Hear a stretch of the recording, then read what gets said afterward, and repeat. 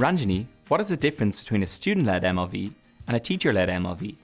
If it is a student-led MLV, the students come in and share a lot about how they have done what they have done. And sometimes when it is a teacher-led MLV, the teachers focus more on why is it that anything is happening, how does it happen. So the relevance is made clear for the parents also. They also go back with a sense of reassurance to say that my kid has understood and learned in such a manner, and this is the kind of outcome that we will see. So that is basically the idea of making learning visible. So Ranjani, how long does a typical MLV last for? Roughly about an hour, because most parents are working, and for them to take out time over a weekday and come to school for it is also a little tedious for them. So we try and keep it for about an hour so that it's convenient for them, and we also are able to share what we want to. How do you decide what you want to share with the parents?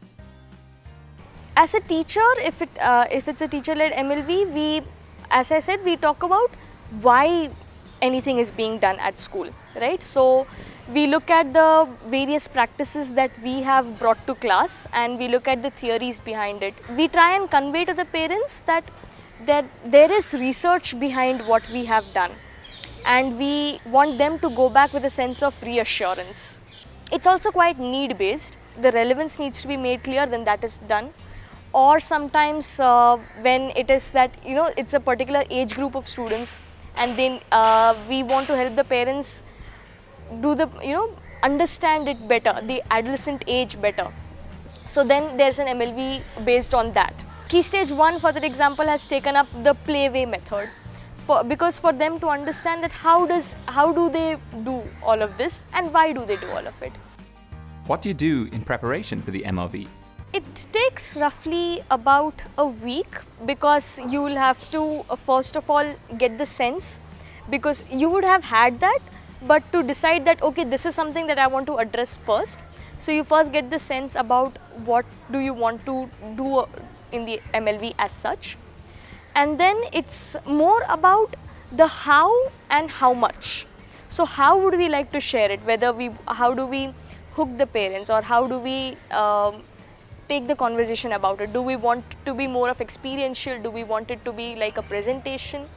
That gets decided first. And then how much of it to share, because we don't want to overburden the parents with a lot of theory or by saying that all of this has happened, but we want them to get a gist of it and understand that this is how my child is growing. We first work individually to get a sense of how much have we understood, and then we take it to a lot of different people. So as a team, we come together to decide that can this be shared, or how much of this should be shared. And then we also have one-on-one interactions with different people who might have little bit more clarity on how things are done. Also, I would suggest that do a dry run with people who are not familiar with the theory, because when you are taking it to the parents, they might not be too familiar, while you might think that you have clearly explained it to them. So it's always best to take it to someone who are not too aware of it, and are you able to explain it in a better manner? Are they clear when they go back? That helps you give a sense of the direction in which you are taking the MLV. So Ranjani, how do you ensure that parents are engaged? More than engagement, we are looking at parents taking back the awareness of what is being done in school and why, right? So yes, we do keep in mind that it shouldn't become too taxing or too overburdening.